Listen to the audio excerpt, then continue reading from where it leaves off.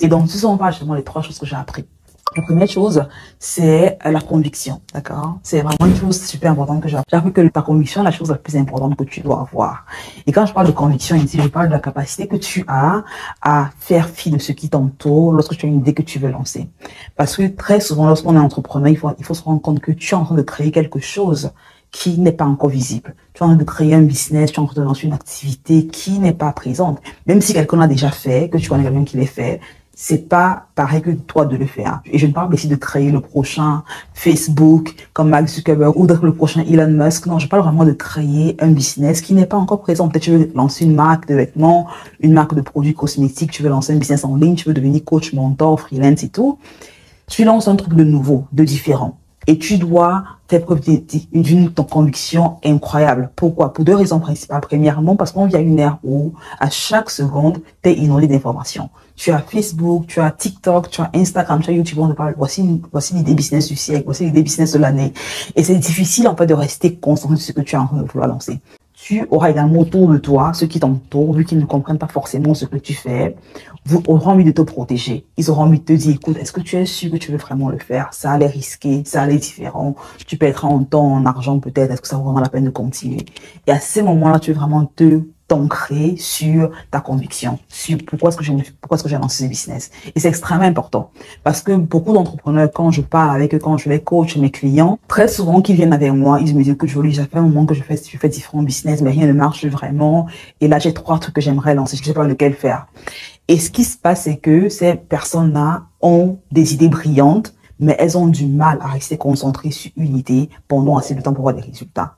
Et elles ont le sentiment que c'est en faisant plusieurs choses qu'elles auront le résultat plus rapidement. Elles ont du mal à avoir ce focus-là autour de, ok, voici ce que je veux créer, voici ce qui me semble être ma vision, et je me concentre uniquement sur cette vision-là. Et je le fais, je traverse la saison qui est difficile pour aller au next level. Et donc, ça revient au niveau de la conviction que tu as.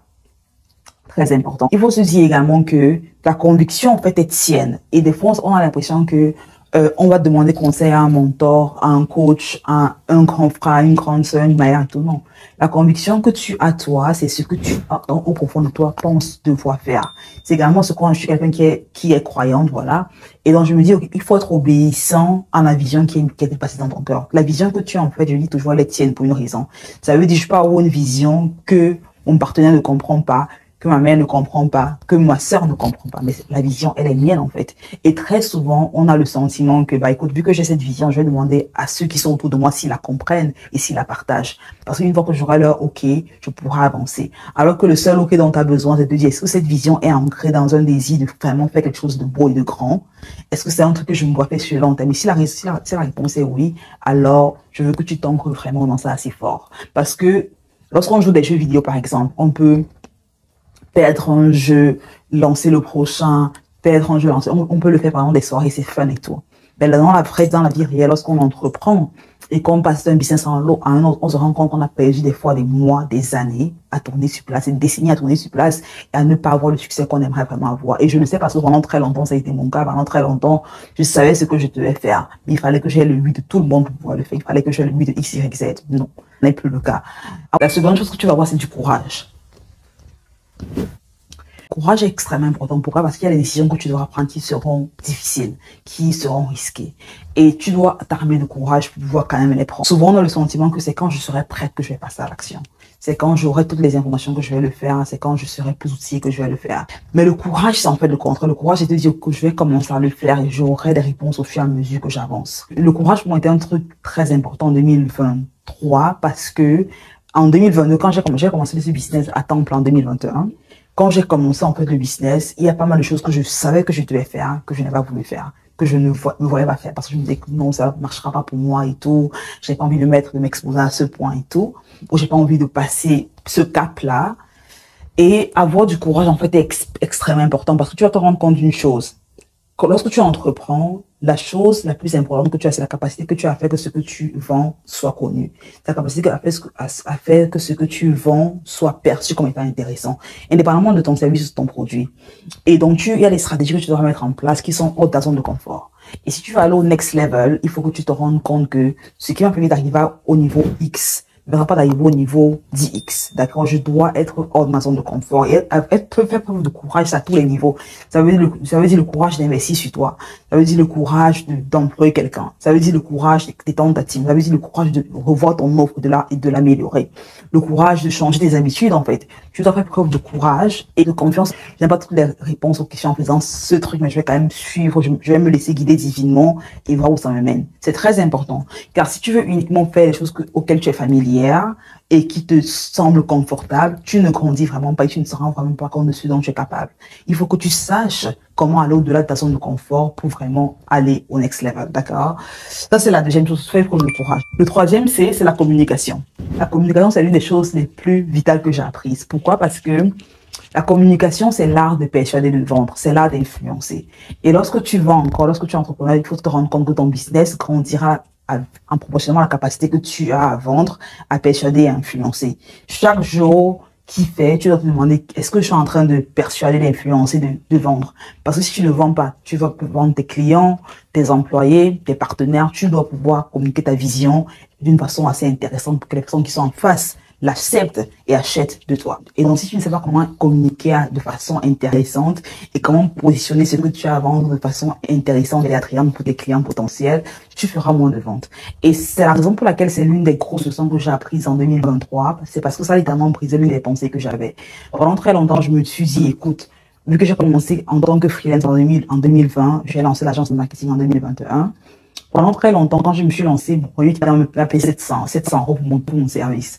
Et à ce moment, même en disant 700 €, j'avais la voix qui tremblait. Après, en 2021, fin 2022, j'ai commencé à facturer les 1500 €. Et là, en 2023, pour le même service, j'ai facturé littéralement 20 000 €. Et je me suis rendu compte avec beaucoup d'effroi que, en fait, c'est le même service que j'ai vendu à une clientèle différente, c'est vrai. Mais la seule différence entre la personne, la version de Jolie qui a vendu cette offre à 700 € en 2020, la voix tremblante, et celle qui l'a vendue à 20 000 € quelques années plus tard, c'est la capacité que j'avais à communiquer. C'est la confiance que j'avais en ce que je vendais et c'est la capacité que j'avais à articuler vraiment la valeur que mon service aurait dans la vie de mon client.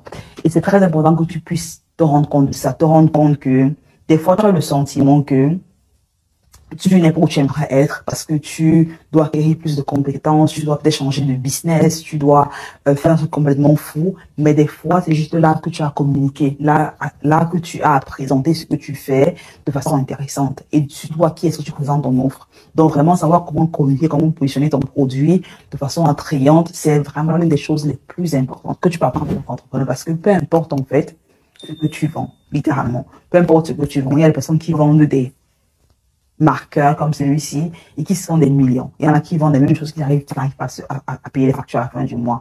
Donc ça importe peu ce que tu vends. Ce qui importe vraiment, c'est la capacité que tu as de te positionner comme un expert, à positionner le produit, le service que tu as à vendre comme étant one of the kind. Ça veut dire complètement unique. Et la capacité que tu as vraiment à faire que la personne qui t'écoute se dise, écoute, j'ai absolument besoin de ce produit, pas parce que c'est le produit, mais par rapport à la valeur que ce produit m'apporte, par rapport à la valeur que ce service m'apporte. La plus-value que j'aurais en l'utilisant. C'est une science et un art qui vaut vraiment la peine d'apprendre. Le bonus, en fait, c'est le S. Le S, c'est tout simplement me dit stop, tu vois. Donc, 3 S et 1 C, c'est pas vraiment un acronyme, mais bon. C'est stop dans le sens où des fois, on a l'impression que plus, c'est mieux. On va toujours pour les gens comme moi, les gens qui ont la personnalité type A, au type A, sont des personnes qui sont très ambitieuses, qui rêvent grand, qui veulent foncer, qui voient toujours le monde plus grand, qui voient toujours plus, et voilà, qui veulent dominer tout simplement. Et pour des personnes comme moi, très souvent, on a du mal à se stopper, on a du mal à se dire, ok, bon, là, c'est bon, je grandis, mais je peux ralentir un tout petit peu. Et la raison pour laquelle je dis stop, c'est parce que très souvent, lorsqu'on a une vision importante qu'on veut créer, et ça c'est l'une des plus grosses leçons également que j'ai apprises, lorsqu'on a une vision importante qu'on veut créer, on a souvent tendance à voir que ça arrive rapidement. On a tendance à se dire, ok, je n'avance pas assez vite. C'est vrai que j'avance, je fais des progrès, mais c'est pas assez rapide. Je veux accélérer le truc. Je veux aller de 100 à 1000. Je veux aller de 1000 à 20 000. Voilà. Et des fois, on a le sentiment des fois que faire plus, on aura plus de résultats. On a l'impression que plus de complexité amènera l'accélération. Ce qui n'est pas forcément le cas. Ce qui, des fois, est le contraire. Des fois, c'est mieux d'aller simplement de faire des choses très simples, de faire des choses basiques, mais de les faire beaucoup plus, beaucoup mieux, encore et encore avant de vouloir innover. Et donc ça, c'est une erreur parce que comme je dis dans une vidéo que j'ai fait récemment, très souvent, tu veux commencer doucement parce que comme je dis dans une vidéo que j'ai fait récemment, on a en 2023 fait une merger acquisition. On a acquis une compagnie en Allemagne, il y a tellement de trucs qu'on a dû changer, innover pour qu'elle s'intègre avec la compagnie qu'on avait déjà qui opérait aux États-Unis, en Angleterre. Et ça a créé tellement de friction et je me suis rendu compte que des fois, c'est mieux d'aller progressivement et de vraiment bien au final ce qu'on fait déjà avant de vouloir forcément expandre plus rapidement. Donc voilà un peu les leçons que j'ai apprises, les 4 leçons que j'ai apprises en 2023.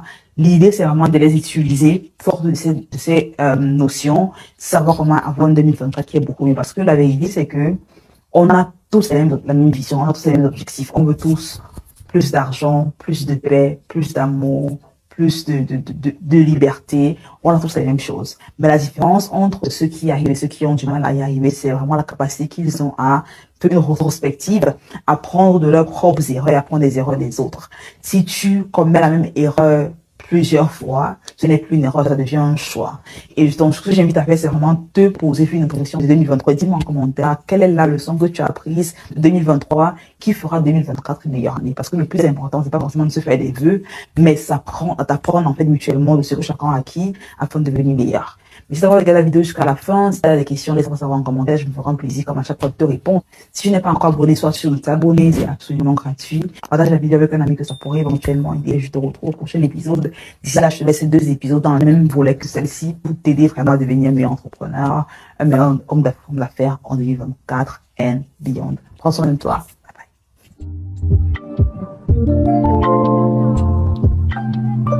bye.